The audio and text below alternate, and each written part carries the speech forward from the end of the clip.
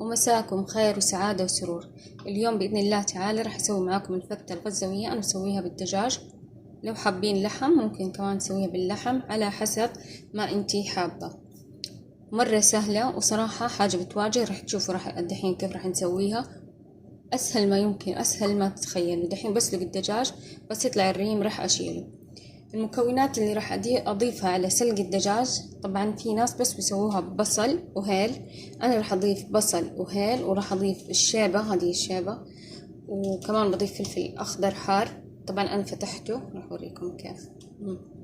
شايفين هذه هي الفتحة كده عشان تعطي يعني شوية نكهة. وكمان راح أضيف سمن، وكمان أضفت شرايح من الليمون، ربع ليمونة عشان ما تمر معاي. هذه الأشياء كلها اختياري، بس هي بالأصل بس مرقة أو موية وهيل. وكمان راح أضيف معاها الملح. دحين راح أخليها تغلي وأشيل الريم وأضيف هذه المكونات كلها.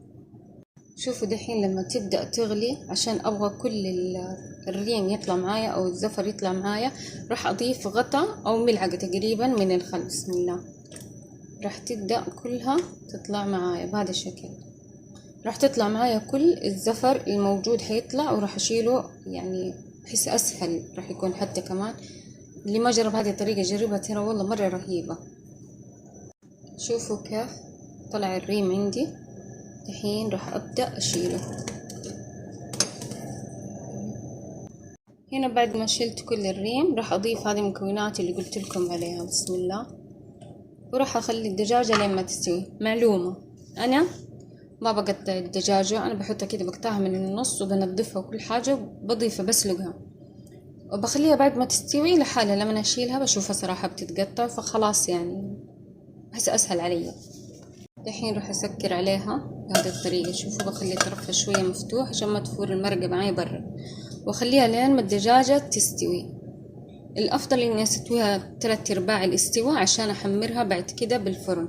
اللي مو حابة تحمر بالفرن تخليها استواء كامل، بس أنا بحب أحمرها شوية بالفرن، فبخليها 3/4 الاستواء.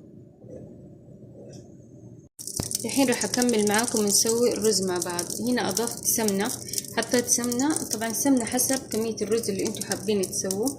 أنا عندي هنا رز، خلطت نوعين من الرز، خلطت الرز أبو كاس، وكمان من الرز المصري سن وايت. 3 كاسات من الرز المصري، 3 كاسات من الرز المصري، وكاسة واحدة من رز أبو كاس. يعني الرز المصري بتكون كميته أكتر. طبعا سن وايت أو حسب النوع اللي انتوا بتستخدموه، ممكن نخليه كله أبو كاس أو نوع الرز اللي انتوا بتستخدموه، أي نوع رز انتوا حابينه، بس أنا بحب صراحة أخلط. الحين بحطه، بقلب الرز مرة كويس. بخلي الرز لما أسمع إنه صار فيه له يعني كده يطقطق، فاهمين؟ لما يبدأ الرز كده يطقطق خلاص راح أضيف عليه المرقة، تعطي نكهة أطيب. نحرك نحرك نحرك.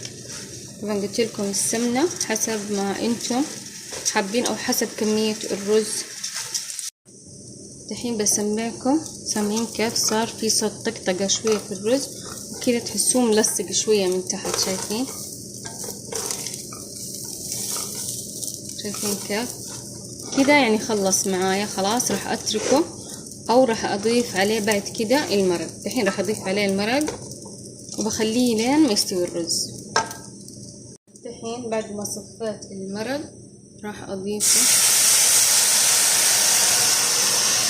بعد ما صفينا المرق ضفته على الدجاج زي ما انتم شايفين. طبعا اذا حسيتوا انه يبغاله زيادة وما في عندكم مرق راح تضيفوا عليه، اللهم صل على سيدنا محمد، موية عادي. طبعا راح اضيف ملح دحين.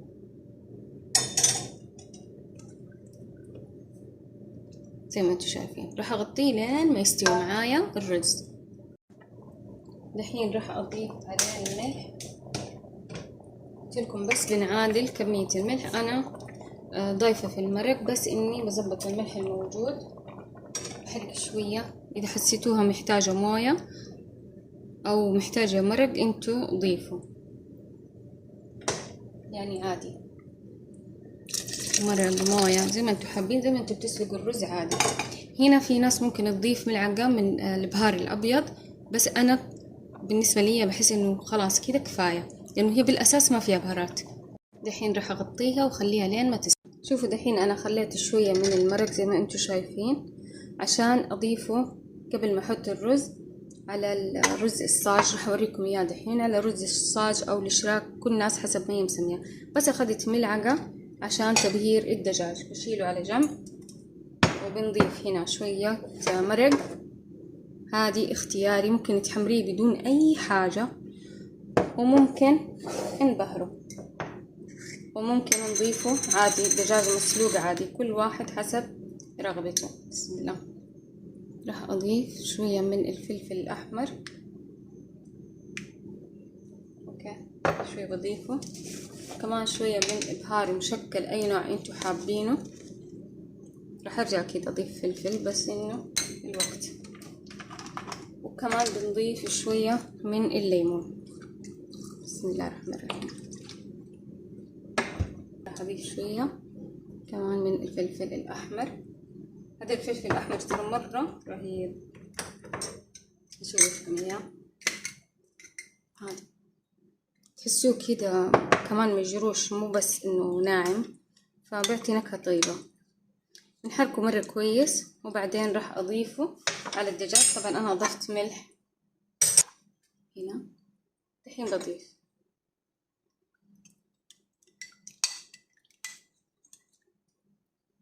زي ما انتم شايفين. ببدأ أضيفه على الدجاج.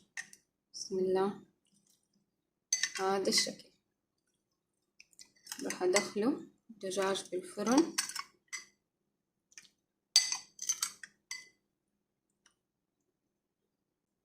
بعدين بندخله بالفرن لين ما يتحمر معايا الدجاج. شوفوا بعد ما خلصت رشيت عليها شوية بهارات عادي رشيتها، بعدين أضفت عليها الزيت، تعطي كمان نكهة أطعم. كله اختياري، قلت لكم أصلا الفتة بس بتتحمر الدجاج، إذا أنتوا حابين حتى ممكن ما تتحمر، تنحط عادي الدجاجة مسلوقة، بس أنا بحبها كده. فكل واحدة على حسب، بس هي أصلا ما بتتحمر، على حسب ذوقها وحسب اختيارها.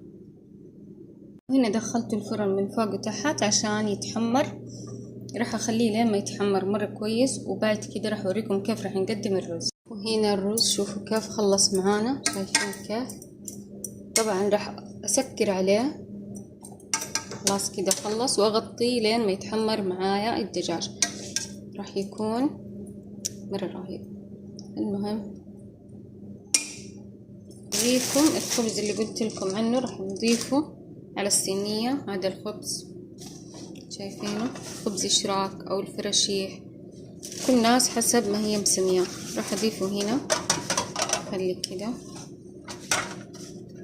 نضيفه حبتين 3 حسب ما انتوا حابين. في ناس بتحب تقصقصه قبل ما تحطه.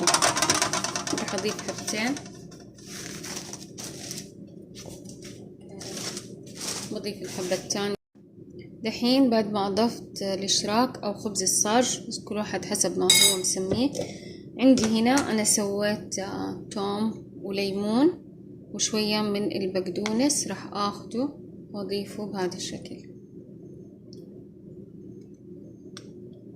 شايفين؟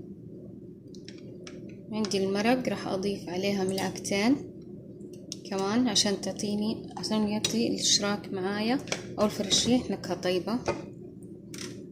بسم الله. في ناس بتضيف سمنة شوية على الإشراك زي ما انتم شايفين. ما طبعا كمية تكون متوسطة عشان بس كده كفاية.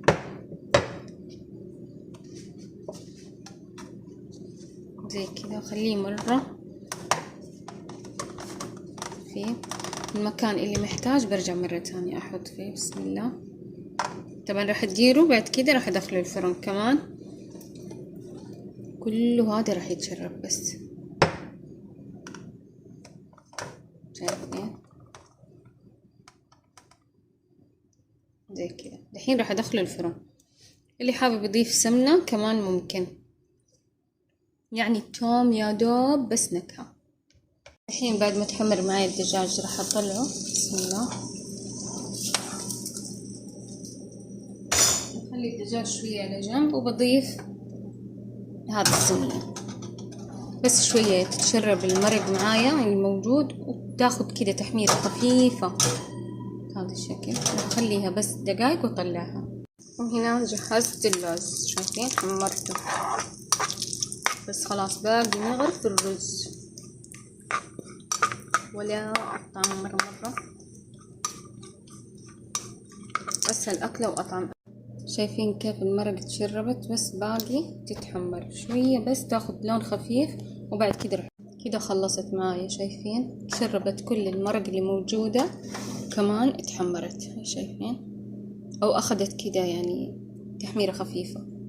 فخلاص باقي أحط الرز عليها ونحط المكسرات ونقدمها.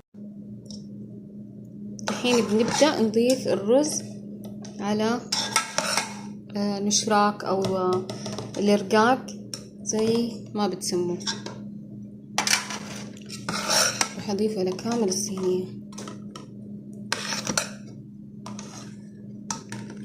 هنا بعد ما وزعت كل الرز راح أوزع الدجاج بهذا الشكل. ويت مريم،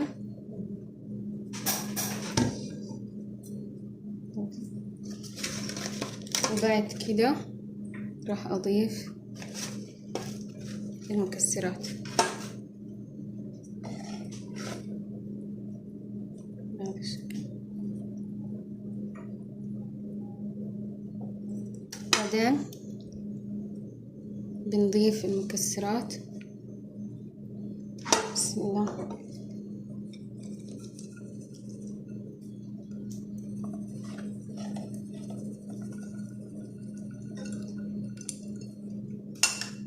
بعد كده حضيف البقدونس بس فوق الدجاج، طبعا كمية قليلة. وبعد ما نخلص ممكن نغطيها بقطعة من الشراك أو خبز الرقاق زي ما انتو بتسموه، لما نيجي نقدمه بنشيله وبس. والله وصحتين وألف عافية. بس كيف بفتح لكم إياه عشان تشوفوا، وبس وصحة وألف عافية.